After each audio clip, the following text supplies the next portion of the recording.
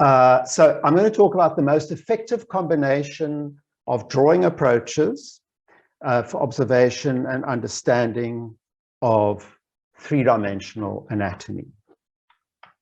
So what I'll be presenting you with is I'm going to talk about why we use touch and drawing for improved observation of 3D anatomy.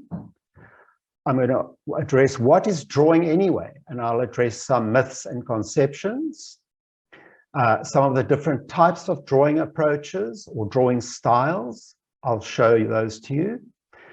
Why we use a specific combination of two drawing approaches in 3D anatomy education. I will go through that. I'll talk about the haptico-visual observation and drawing method, which is a method of observation which uses touch and sight and mark making or drawing. We'll see some examples of University of Cape Town medical students' drawings while observing using the observation method that I've just mentioned. We'll talk about the benefits of using haptico-visual observation and drawing, and we'll have thoughts, questions, and discussions, obviously, after my colleague, Dr. Ian Keenan, has spoken. So why use touch to observe? So we all know the homunculus and the relatively large amount of afferent nerves that go from the hand to the sensory cortex of the brain. So we know about that. So it stands to some reason to use touch as an observation modality, aside from using our eyes.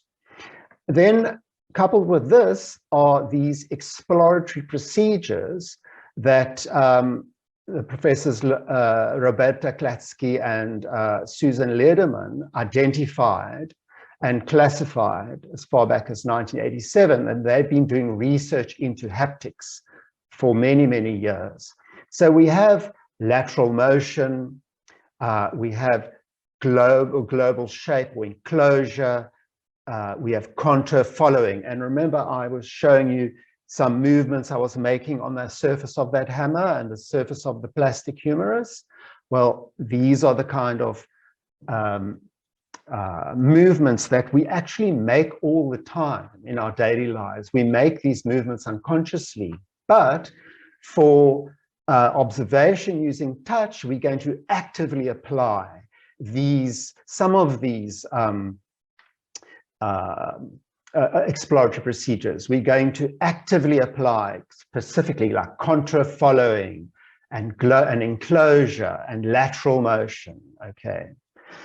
Just to show you what the kind of drawing looks like that comes out using this observation method, and remember, it's primarily observation that we're trying to achieve here. We're not making artworks, we're trying to achieve observation, deeper observation of the form of the anatomy. So you can see in this picture that this student is touching with her finger. She's been using her finger to move over the surface of this object, this hammer, this three-dimensional object, and she is translating those movements that she's making with her hand onto paper with marks, with some graphite to make marks. So she's active touch with the one hand. She's using active touch. She's engaging the exploratory procedures. That is a gestural activity. And with the other hand, she's making gestural marks on paper. And so she's using actually cross-contour and gesture marks to describe the three-dimensional form, but we'll get to what cross-contour marks are in a minute. So in essence, touch is a sensory gesture using the exploratory procedures that we have that we saw. Drawing is a motor gesture, okay? So we've got the sensory gesture and the motor gesture, and that is drawing or making marks on paper. So we explore with a sense of touch. We feel the object, that's a manual gestural activity. We reflect what is felt by drawing it on paper. That's also a manual gestural activity. I'm just repeating for the sake of explanation. We explore an object with one hand using exploratory procedures. With the other hand, we make corresponding gestures with a pencil in order to reflect and record these exploratory procedures on paper. Okay. Here we are looking at, for example, we all understand this image of a contour map, which has cross-contour lines around it. That describes three-dimensional form. In drawing, we have what's called cross-contour drawing, which also makes use of these cross-contour lines, okay? And then we have something called gesture drawing. Now that is actually a hand, sort of a fist, that has been drawn really quickly. So in the same way that you move your hand over the object really quickly, or not quickly, at a haphazard way, you make marks as well. So the combination of cross-contour and gesture drawing is what we're going to use. Before we go to see some of these images, I want to just clear up the misconceptions about drawing, because a lot of people think I can't draw, but actually everyone does draw. Everyone can write. Everyone can make marks on the back of envelopes when you're thinking and trying to describe things to people. Clinicians make notes and show, make drawing notes and show them to patients by way of explanation. So we all draw. And I just want to read you this quote from Professor Dowd, who's at the Art and American Culture, Professor of Art and American Culture Studies at Washington University. He wrote a book, an amazing book called Stick Figures, Drawing as a Human Practice. And he says, all human markings are descendants of primordial drawings in dirt. The symbolic projection of human mentality began with a finger in the sand and then a stick in the clay. From that stick came the calligrapher's brush, the pecker's rock. From the very beginning, human thought has been built with lines on surface. So humankind has been making marks, scratching in rocks, etc., drawing in the sand to describe things well before writing was invented, well before that. So drawing is far more fundamental to us than writing, for example. Another quote from Clive Ashwin from one of his papers. He talks about drawing as a system of signs, has important cultural origins. So in German, zeichnen means sign, which gives zeichnen for the verb to draw, which is to make signs. And in English, we have drawing, which takes its form from the action of pulling, which is characteristic of so much drawing activity. Okay, so that just dispels, I hope I've dispelled some myths about that when people say, I can't draw. And as you'll see when I show you the pictures of students, second-year medical students, their drawings, you'll see that indeed they can draw. People can draw who have no drawing experience. So drawing is actually an umbrella term, and we have a number of different drawing styles, which are in art, the art world called drawing approaches, okay? We have hyperrealistic drawing. We have shading from light to dark. We have cross-hatching. We have contour drawing. We have cross-contour drawing, and we have gesture drawing. And now I'll illustrate those to you. The drawing on the drawing of the man is sort of shading from light to dark. The drawing of the woman is a hyper-realistic drawing. Okay. So this is not the drawing approach we want to use because it does not approximate the kind of hand gestures that I was talking about, okay? This is cross-hatching.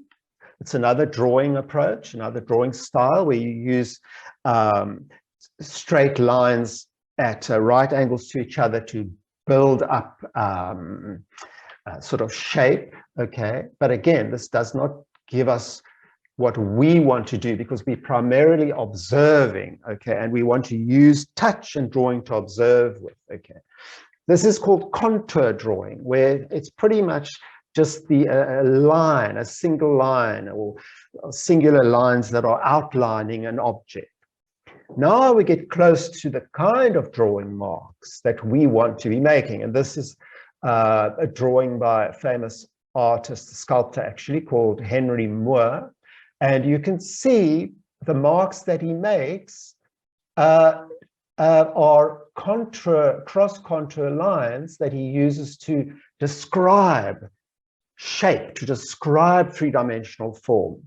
This wireframe of this hammer is showing cross contours, which also describe form, okay? So conceptually, they are the same. The one is a famous artwork, the one is, you know, taken off the internet. This is gesture drawing. So this is an artist called Alberto Giacometti, another famous artist who's no longer with us, but he uses gesture. So he's using very quick, haphazard lines. So what we want, okay, is to take gesture drawing, okay, on the left, plus cross contour drawing equals, well, I don't have a name for that kind of drawing. It's a combination of cross contour and gesture drawing. And you can see how this hammer, the form of the hammer, the shape, its positioning in space is very well described. If you look and analyze each mark, as I'll show you again, these marks have a semiotic value. Okay, they have a value. They describe the form and the structure. The point, again, I must emphasize, is that when one feels the hammer with one hand and draws it with the other hand, primarily what's taking place is observation and memorization. So just to summarize here, we are using cross contour and gesture drawing in combination, and that is best suited as a drawing approach for observing the three-dimensional form of objects and anatomical parts, of course, using the haptico-visual observation and drawing method. We are trying to observe and understand three-dimensional form. So we are not making art. We are employing an art-based technique that is integrated and suited to an observation method using the sense of touch. Of course, we use sight as well. Our primary aim is observation, and the drawing records what we observe and also assists in the observation process. So here we have a class from the University of Cape Town in an anatomy, observation and drawing special studies module, and they're busy drawing. So let's look at this drawing that was done by one of those students. The drawing itself, even though it looks very crude, if you look at the lines, these lines are showing where the student has touched the object and has recorded it on paper. So actually, if you look at this drawing, it's showing multiple perspectives of this one object. Here is shown this part. Here, that line is referring to that part, you see. Those lines refer to that part. So what's happening is, again, observation. Let's look at that drawing that the second-year student has done with no art training, and the drawing on the left, which is a drawing by a really famous artist. His name is Frank Auerbach. He's one of Britain's most celebrated artists. And you can see again with his drawing, there's a semiotics. There's the marks have a descriptive value. We can even say, we can look and see that this kind of approximates the zygomatic arch, right? So Frank Auerbach is not drawing just the surface of the skin of the face. He's actually going beneath the soft tissue to what's underneath. He's very cognizant of the fact that he's drawing a head. He's not just drawing a portrait. So all of these marks have a value. They have a descriptive value. And similarly, what looks like a crude drawing is, in my view, as an artist, a really, really good drawing. Here is a drawing by a pediatric surgeon from Red Cross Children's Memorial Hospital.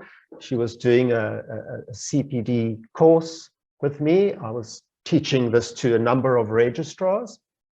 And look at the marks that she's making while she's exploring this humerus. Remember that all the cadaveric material in this presentation are from the teaching collection from the University of Cape Town. Okay. Oh, sorry. Let me just go back. What I'm going to show you now is a little video. It's only 1 minute something, but it was made by a student, and it was made by student Layla Muhammad, and it shows it's a group exercise. So remember, these students have been drawing or observing and drawing the humerus a number of times, so they're quite good at it. So everyone is going to take a turn to draw on one piece of paper, and they're using about 15 seconds each. Okay, here we go.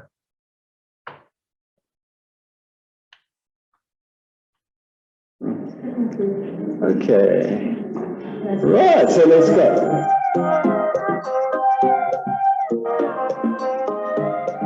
I just want to say, watch their hands. Watch the hand holding the humerus and the hand drawing, and you'll see how they are feeling. They are using touch to observe the humerus.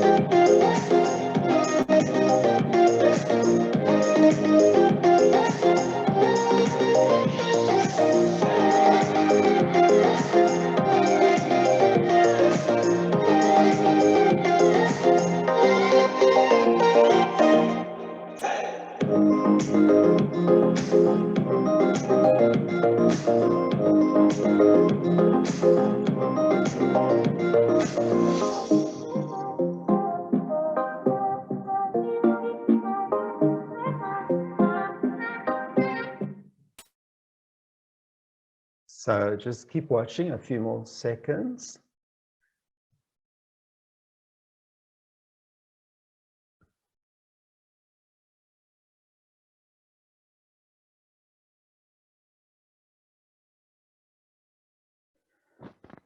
Okay. Oh, there we go. So it was obviously that's a group exercise. All right. Just wanted to show you what it looks like when we draw using haptico-visual observation plus drawing. Sorry, I should have said what it looks like when we observe using haptico-visual observation and drawing. If we look at this, this drawing is a focus on the mandibular condyle.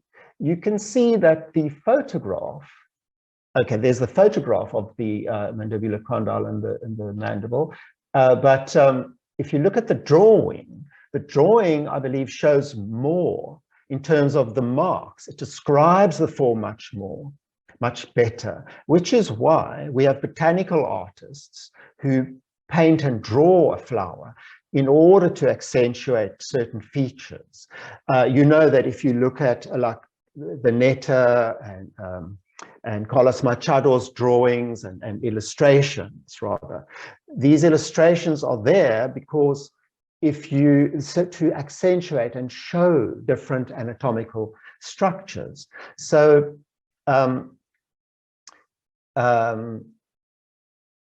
okay, so I think that, yeah, that's the point I wanted to make.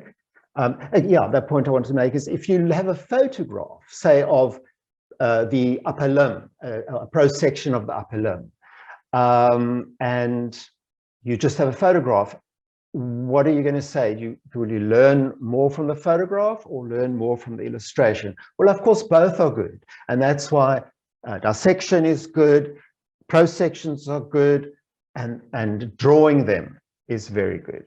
Okay.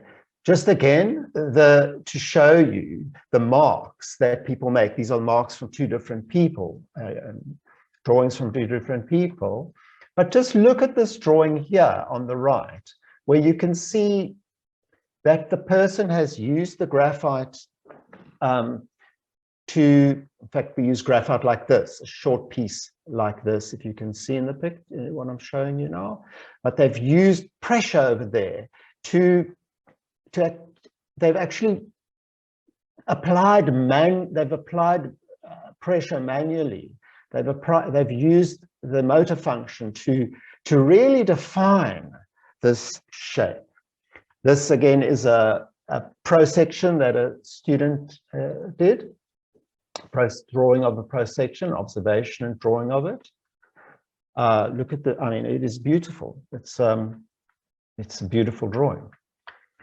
So the benefits of observing using haptico-visual observation and drawing. It's the enhanced observation of a three-dimensional form of anatomical parts, the cognitive memorization of anatomical parts as a 3D mental picture, a mental picture that can be drawn upon, that a person can look at, rotate in their head. And as you know, spatial awareness is essential, especially in anatomy studies and clinical practice. They improved three-dimensional spatial awareness and ability to orientate within the volume of anatomical parts, and of course, an ability to draw. This is showing the observation of the orbit and the zygomatic arch primarily, and you can see the drawing on the left, and just compare them, have a look at the close relationship between them. This is another group of students at UCT, and this drawing is by the person in the maroon shirt. He was drawing the teaching skeleton and those parts of it. So each person has a drawing, their own unique drawing signature or drawing style.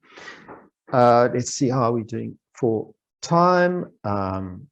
22 minutes. Okay, so myself and Dr. Ian Keenan, who will be speaking to us next, are both of our universities, the University of Cape Town and Newcastle University, are collaborating together on the making of an online course, which is all about helping students to improve their three-dimensional awareness. And Ian and I have designed a number of exercises that help students with this. It's an online course. It has been piloted at Newcastle University. It's currently being piloted at the University of Cape Town. And the intention is for this course to go global, potentially be translated into Xhosa, Afrikaans, Arabic, Korean, whatever the need is. And that is, it's taken us, goodness, I think Ian will correct me, but could be over a year to make. And it's been incredibly fun making. And our thanks to our respective universities for supporting us in this. Some of our papers on three-dimensional spatial awareness. This one actually written with myself, Ian, and Prof. Lowe. This one over here, how haptics enhance and drawing enhance the learning of anatomy. Also written together with Prof. Lowe and Stephen Reed from our university in Cape Town. This one, Rudolph spoke to us yesterday about 3D printing and spatial awareness and surgery. So this was the chapter that I wrote with him, myself, Toby Branson from Adelaide University, actually called the University of Adelaide, and Rudolph from Stellenbosch University. This is Ian Keenan's paper with Megan Powell on interdimensional travel, visualization of 3D to 2D transitions and anatomy learning. So there's a lot that's being written about to do with touch, to do with space, three-dimensional space. And this paper, oh, this paper here, I love, made by Madeleine Keener and Richard Lowe, seeing with the hands and with the eyes the contributions of haptic cues to anatomical shape recognition in surgery. It is an incredible paper, absolutely incredible. It reads beautifully, and I would really encourage anyone who's interested to read it. So acknowledgement and thanks. Thank you all for your attention. The University of Cape Town medical students and healthcare professionals contributing their drawings. University of Western Cape Local Organizing Committee. Thank you very much. The Anatomical Association. Oh, it should be the Anatomical. Yes, it is the Anatomical Association of South Africa, I think. The colleagues at the UCT Department of Human Biology. I want to acknowledge Dr. Ian Keenan, Newcastle University School of Medicine, for our continued and fruitful research and collaboration. And we acknowledge with gratitude the contribution of body donors to the UCT Division of Clinical Anatomy and Biological Anthropology. And finally, just to end on a picture that was taken by a student. And please do follow me on Twitter if you want to. That's my Twitter handle, Leonard_Shapiro. And with that, I will stop sharing my screen. And thank you very, very much for your time and for listening. And thank you, Liana.